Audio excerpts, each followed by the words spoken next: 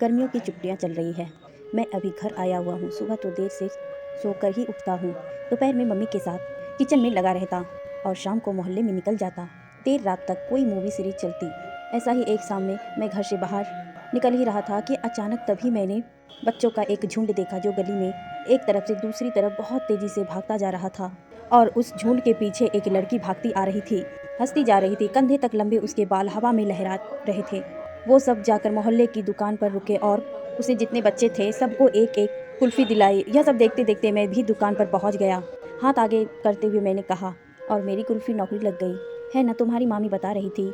एक कुल्फ़ी हाथ में देते हुए उसने कहा और आंखें मटकाते हुए बोली, कुल्फ़ी मैंने दे दी सबको, अब पैसे तुम दोगे, मेरी तो नौकरी लगी नहीं है अभी। मैंने तो मुस्कुरा दिया और सबकी कुल्फ़ी की पैसे देकर बच्चों को अपनी कुल्फ़ी और बातों में मगन छोड़कर कंचन से बातें करते हुए थोड़ी दूर निकल आए। उससे आने की वजह पूछी तो उसने बताया कि सारिका, जो कि उसकी मामा की बेटी है, उसके रिश्ते की बात चल रही है। उसने उसे कुछ दिन साथ रहने को कहा तो वह आई है इधर। हालांकि उसकी शादी की बात नहीं चल रही थी, लेकिन इस बात पर मैं पहले अपेक्षाकृत असहज हो गया था। बिल्कुल वैसे जैसे कि 12वीं के रिजल्ट के बाद जब उसने इस शहर से जाने की बात कही थी तब हुआ था। और शादी के जिक्र पर तो मुझे लगा कि एक दिन उसकी भी शादी होगी और तब जब वह जाएगी थोड़ी सी बची उम्मीदें भी जागेगी। कंचन से मैं 4 साल बाद मिल रहा था। उसके मामा का घर है मेरे मोहल्ले में। उसके पिताजी नहीं है। उसने 7वीं के बाद की पढ़ाई यहीं पूरी की है। हम स्कूल में साथ नहीं थे, लेकिन मोहल्ले में व्यवहार वाले मिलना जुलना था हमारे घरों में। सो कभी कुछ सामान देने लेने वो आती थी, कभी मैं जाता था उसके घर तक भी ऐसी ही थी। वह कभी भी मेरा मजाक बना देती थी, मुझे चिढ़ा देती थी।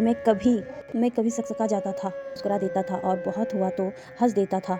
तब भी वही ज़्यादा बोलती थी और आज भी वही ज़्यादा बोल रही थी।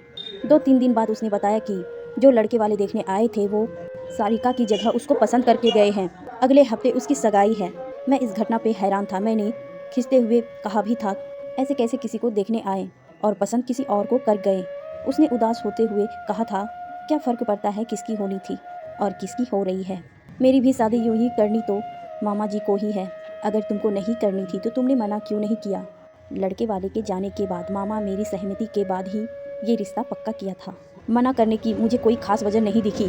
अब जब उसने कह ही दिया था कि उसकी भी मर्जी है तो मैं ज़्यादा कुछ कह ना सका। घर आ गया, मन खराब था। अपने सबसे खास 3 दोस्तों को फ़ोन लगाया, तीनों में से किसी से बात नहीं हो पाई। यह तो अक्सर होता है ना, जब बहुत मन को बहुत चाहत हो, कोई नहीं होता पास या दूर रहकर भी साथ। मन उलझा था, समझ नहीं आ रहा था कि कुछ करने भी लगूँ तो क्या करूँ। उलझे मन में ही बस घर से बाहर निकलकर पार्क में जाकर बैठ गया। अभी शाम होने को भी थी, हुई नहीं थी अभी। धूप पेड़ों के बीच से झांक ही रही थी। मैं बेंच पर सिर टिकाकर वहीं झांकती धूप देखने लगा। थोड़ी देर बाद आंखें मूंद ली, थोड़ी देर बैठा रहा, यूं ही फिर घर को लौट गया। ऐ राजू, प्यार ना करियो, दिल टूट जाता है। मैं गाना बजाकर खिड़की से झांकने लगा था। आज उसकी सगाई का दिन है। माँ भी उसकी मामी के घर गई हुई है। मोहल्ले में आज आम दिनों की अपेक्षा अधिक चहल पहल है। तभी पीछे से जोगिंदर हाँफता आता है और गले लगा लेता है। भाई, कौन सी जागीर लग गई हाँ तेरे जो इतना खुश हो रहा है। अरे बटर ही समझो बेटा, लेकिन मेरे नहीं, तेरे हाथ लगी है।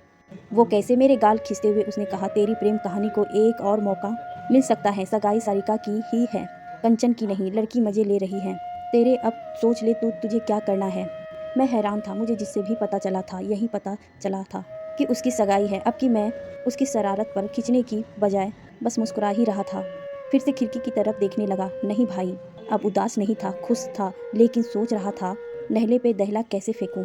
हालांकि मैं मन ही मन जानता था कि कंचन की हरकत फिर से मेरे नहले पे दहला होने वाली है।